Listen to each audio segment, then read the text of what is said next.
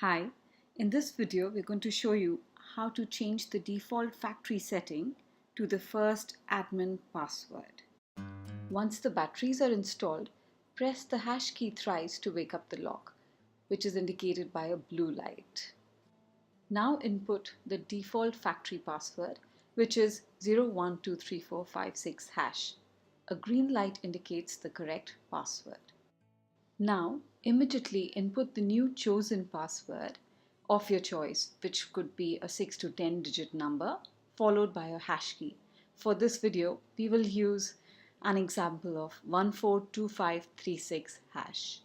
To confirm the new password, you would have to input it a second time. A flashing green light indicates successful password change.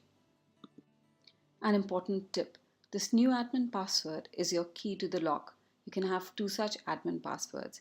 These are important for any addition of further users.